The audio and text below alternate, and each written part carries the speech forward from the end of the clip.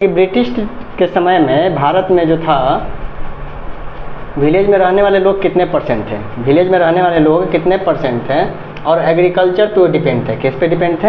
Agriculture पे depend थे।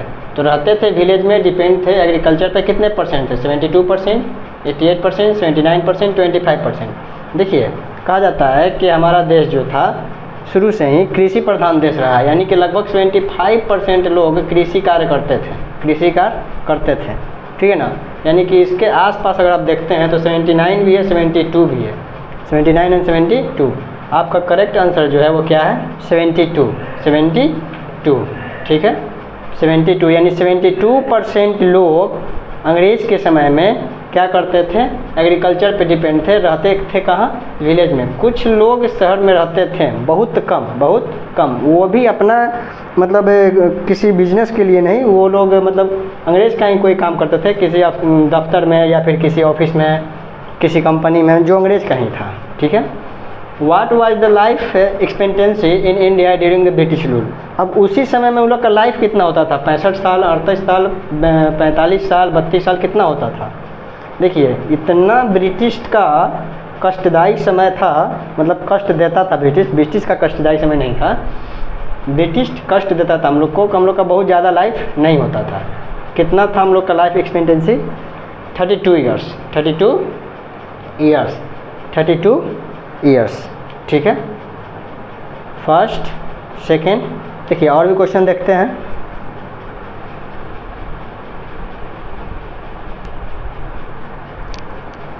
देखिए, नेक्स्ट क्वेश्चन है, when was the first postage stamp release? देखिए, भारत में सबसे पहले पोस्टेज स्टाम्प कब रिलीज हुआ था, कब शुरू किया गया था, स्टार्ट किया गया था? 1830 में, 1840 में, 1847 में या 1852 में? बताइए, कब सबसे पहले पोस्टेज स्टाम्प को रिलीज किया गया था हमारे यहाँ इंडिया में, हमारे देश में? ठीक है ना? 1830, 1840, 1847 या फिर 1852? करेक्ट आंसर क्या है? 1852। When were the railway introduced in India? हमारे यहाँ सबसे पहले रेलवे का शुरुआत कब हुआ था? रेलवे का शुरुआत कब हुआ था? 1769 में, 1825 में, 1850 में या फिर 1875 में? तो सबसे पहले रेलवे का स्टार्ट कब हुआ था? 1875 में, जो चला था मुंबई टू थाने, मुंबई से थाने, शायद 22 किलोमीटर का था। 22 किलोमीटर लंबा ट्रैक था जो कि मुंबई से थाने चला था 1850 ईस्वी में, 1850 ईस्वी में। ठीक है। देखिए, नेक्स्ट क्वेश्चन हम लोग देखते हैं, which was the most important infrastructure? देखिए, अंग्रेज के समय में, ब्रिटिश रूल में सबसे जो महत्वपूर्ण इंफ्रास्ट्रक्चर तैयार किया गया था वो क्या था? यानी अंग्रेज के द्वारा रेलवे था या फिर एयर ट्रांसपोर्ट था या फिर वाटर ट्रांसपोर्ट था या फिर रोडवेज था? देखिए, हम लोग जहाँ से चलना शुरू करते हैं, 50 आदमी आ रहा जा रहा है, वो रास्ता बन गया, यानी कि वो रास्ता बन गया, ये तो हो नहीं सकता। ठीक है ना? वाटर ट्रांसपोर्ट, जहाज़ वगैरह का तो वो कोई ऐसा कुछ शुरुआत किया नहीं था। ठीक है ना? एयरपोर्ट वगैरह वो बनाया नहीं था। ठीक है ना? तो माल ढोने के लिए वो मैक्सिमम क्या चीज़ का यूज़ कर रहा था? तो ज़्यादा से ज़्यादा ले जाने के लिए यहाँ से जो भी हम लोग का संपत्ति था, प्रॉपर्टी था, ठीक है ना, खदान था, सोना चांदी का, उसको ले जाने के लिए, या कपास था, चाय था, जो भी था, ठीक है ना, मसाला वगैरह, सबको ले जाने के लिए किसका यूज़ कर रहा था? वो सोचा कि एक बड़ा सा कुछ तैयार हो जाए, ठीक है ना, उसी के माध्यम से ले जाएंगे। तो क्या तैयार किया? तो बहुत ही इम्पोर्टेंट इंफ्रास्ट्रक्चर में रेलवे, ठीक है ना, रेलवे को उन्होंने क्या किया? शुरुआत किया, रेलवे को शुरुआत किया। कब शुरुआत किया था? अभी हम लोग देखे थे 1850 में, 1850 में। ठीक है जी, मुंबई टू थाने 22 किलोमीटर का, 1850 में। तो रेलवे का एक मतलब रेलवे इंफ्रास्ट्रक्चर में मोस्ट इम्पॉर्टेंट रहा, जो कि आज भी हम लोग इसको विस्तार कर रहे हैं। कहता है कि कौन से ईयर में डिस्क्राइब किया गया था ईयर ऑफ ग्रेट डिवाइड? यानी भारत को एकदम तोड़ दिया गया था, इधर पार्ट बन गया, उधर पार्ट बन गया, बंगाल बन गया, ये बन गया, वो बन गया, बहुत सारा। 1931 में बहुत ज़्यादा टूटा गया, भारत को तोड़ा गया। 1942 में या फिर 1911 में, या फिर देखिए बंगाल का विभाजन, बे ऑफ बंगाल कर रहे हैं, बंगाल, ठीक है ना। ये हुआ था, यहाँ पे हुआ था क्या? भारत छोड़ो आंदोलन, ठीक है, नमक यात्रा। यहाँ पे देखिए 1921 में, इसको कहते हैं ग्रेट डिवाइड का ईयर। ग्रेट डिवाइड का ईयर यानी कि भारत को अंग्रेज बहुत टुकड़ों में तोड़ दिया था, बहुत टुकड़ों में तोड़ दिया था। वो कौन सा ईयर था? 1921। 1921, ठीक है। देखिए लास्ट का 2 क्वेश्चन और देखते हैं। The major cause of decay of Indian handicraft during British rule. देखिए ब्रिटिश काल में सबसे बड़ा क्या दिक्कत था हम लोग के बना हुआ प्रोडक्ट का? सबसे बड़ा दिक्कत क्या था? क्यों मतलब सड़ने लगा, फेंकाने लगा, उसको कोई पूछता नहीं था, क्यों? देखिए उसका बहुत सारा कारण था, जिसमें यहाँ पे दिया हुआ ऑप्शन में low price machine goods, discriminatory traffic, या फिर 2 ऑप्शन और है, 2 option neither both A and B. C में क्या है? Both A and B. C में बोथ ए एंड बी, और डी में क्या है? Neither A and B, neither A और बी, ठीक है। क्या कारण था?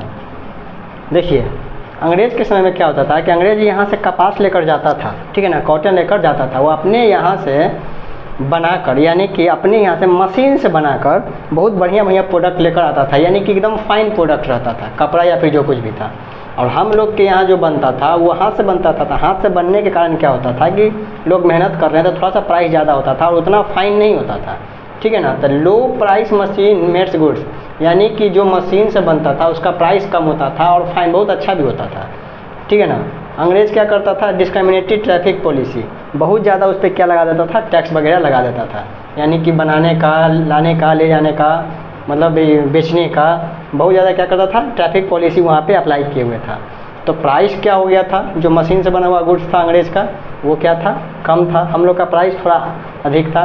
मशीन से बना हुआ का थोड़ा सा उसका मतलब बनावट जो रहता था बेहतरीन रहता था। हम लोग का हाथ से बनता था, हम लोग के यहाँ मशीन नहीं था, ठीक है, टेक्नोलॉजी था ही नहीं, जिसके कारण हम लोग का गुड्स भी उतना अच्छा नहीं दिखता था, लेकिन टिकाऊ था। तो टिकाऊ से किसी को मतलब नहीं था, उसको सस्ता चाहिए था, उसको सस्ता चाहिए था।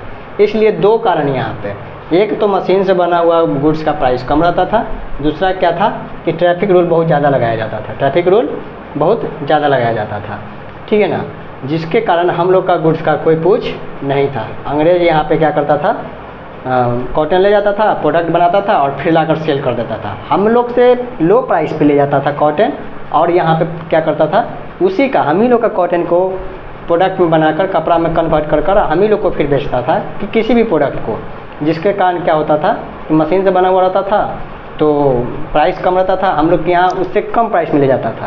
यानी दोनों तरफ से हम लोग के यहाँ से प्राइस कम करके ले गया, ठीक है, हम लोग के यहाँ से प्राइस कम करके ले गया, बनाया, बेचा।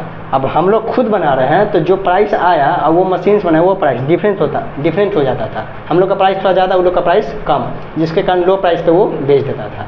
हम लोग के गुड्स पे क्या लगाता था? ट्रैफिक पॉलिसी लगाता था, जिसके कारण हम लोग बेच नहीं पाते थे। हम लोग का पूरा माल बना हुआ क्या हो जाता था? सड़ जाता था, सर डीके हो जाता था, सड़ जाता था, ठीक है ना। तो बोथ ए एंड बी, यानी लो price machine goods, discriminatory traffic policy, ठीक है ना। अंग्रेज़ के समय में फीमेल लिटरेसी रेट क्या था? यानी कितने % महिलाएं पढ़ी लिखी जाती थी? 9%, 16%, 7%, 5%। देखिए महिलाएं तो बिल्कुल एकदम मतलब कम मतलब लेवल में रहती थी, पर मतलब शिक्षा के क्षेत्र में बिल्कुल कम परसेंटेज था, बिल्कुल कम परसेंटेज। वो परसेंटेज था 7%। लिटरेसी रेट, देखिए एजुकेशन रेट और लिटरेसी रेट में अंतर होता है। अगर आप कोई अच्छे से डिग्री या फिर अच्छा सा पढ़ाई लिखाई किए हुए हैं तो वो एजुकेशन होगा, लेकिन आप साधारण पढ़े हुए हैं, जैसे कि आपको नाम लिखने आता है, साइन करने आता है, हस्ताक्षर करने आता है, तो आप कहलाएंगे कि क्या है कि आप लिटरेट हैं। तो लिटरेसी रेट क्या था उस वक्त महिलाओं का? 7%, बहुत कम, 7%, ठीक है।